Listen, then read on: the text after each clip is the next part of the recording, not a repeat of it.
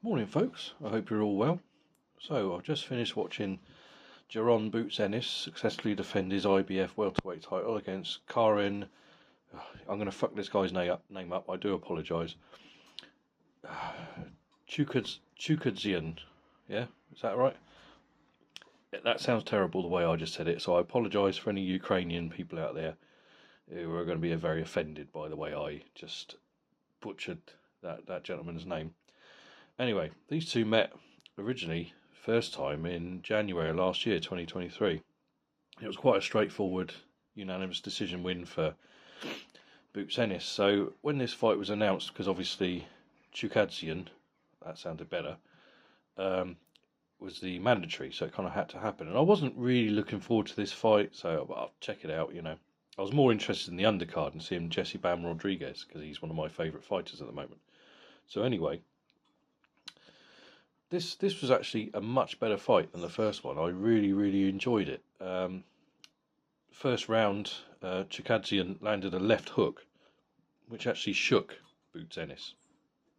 Didn't hurt him or anything, but knocked him off balance. And you could see on Ennis's face that that had registered. And yeah, it was a good fight. I found Jaron Ennis very easy to hit in this fight. He needs to work on his defence because he's going to be in there with some hard hitters one day. I said the same last time when he beat David Avanesian in his first title defence of the IBF belt he got. But in this one he was getting hit rather a lot. And I don't know, man, it was just... A couple of times I thought, what's he doing? I mean, he was winning the fight. I had the fight, I had it scored 117-109, as did one of the judges. The other ones had it 116-110, which again I could see that. 119-107, I didn't quite see that one. I thought that was a bit unfair to Chukhadzhian, but no, it was a good fight. In the fifth, Ennis dropped Chukhadzhian to his knees with it after a right uppercut, but it was actually a straight left earlier on in the round, or just a few minutes, like a few seconds before, that started the damage. He landed that, and you could see he was buzzed from that, and Ennis just went to work and cracked him with a right uppercut, and Chukhadzhian took a knee. I thought he might drop the hammer and get the stoppage for this one, but not quite. So yeah, it was. He got up, he survived, he fought back, and late in the fight, he was putting it on Ennis at times. He was trapping him on the ropes. There was a lot of holding at times, especially in the 10th round from Boots Ennis, which indicates that he was clearly uncomfortable and in a bit of trouble.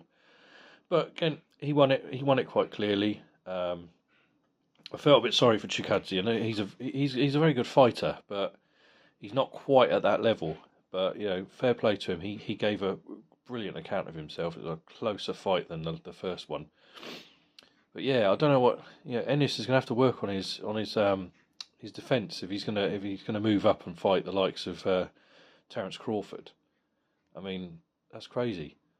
I mean, obviously, news came out this week that looks like Conor Benn is going to get his licence back in the UK.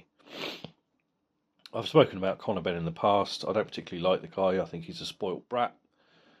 He's very entitled for somebody who hasn't actually beaten anybody, in my opinion. Just in my opinion, he's not beaten anybody, apart from a couple of washed-up names like Van Heerden, who way past his best, and Chris Algieri, who, again, was way past his best. So, and to me, he's not beaten anybody to warrant even talking about people like Boots Ennis, but he's been calling him out for a while. Part of me, kind of a depraved kind of part of me, wants to see him fight somebody like Boots Ennis just so he gets his face punched in. So I don't like the kid. It's nothing to do with his fighting style. It's not really anything to do with his the clomiphene fiasco, which has basically left him without a license for the last couple of years. It's just his attitude. I just don't like the guy. The guy grew up in privilege. Okay, that's not his fault. He can't help who his dad was. I was a huge fan of Nigel Benn. Nigel Benn He's part of the reason I became a boxing fan when I was a child. I have great love and respect for Nigel Benn. Conor Benn, not so much. I am not a fan of the guy. I just don't like his attitude. He's entitled. He's a spoiled brat. He's a crybaby. I just don't like the guy. That's just me, And I'm not alone. A lot of people don't like the fucking bloke. But yeah, it would almost be worth him getting in there with somebody like Ennis just to see Ennis just beat the fuck out of him. But Ennis would have to watch his defences. And this isn't just with Ben. This is with anybody. He's going to get in there with a big puncher one day, and he's going to take something, and he would be sparked out if he fights like that.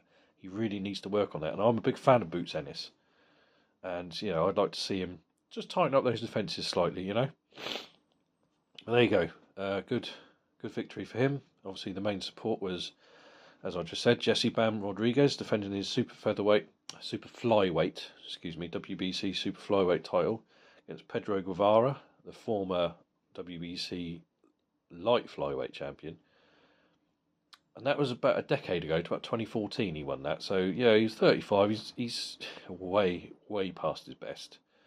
But no, it was a good performance by Rodriguez. What else did you expect? Finished in third with a picture perfect right uppercut. Bang! Just came out of nowhere. Bang! Guevara went down like a sack of shit. He wasn't getting up. The referee quite rightly waved it off. Bam Rodriguez is one of my favourite fighters. He really is. I really rate him. He's only 24 years old. I think down the line, it seems to be the stars are aligning for him to move up a few divisions and fight Naoya Inoue.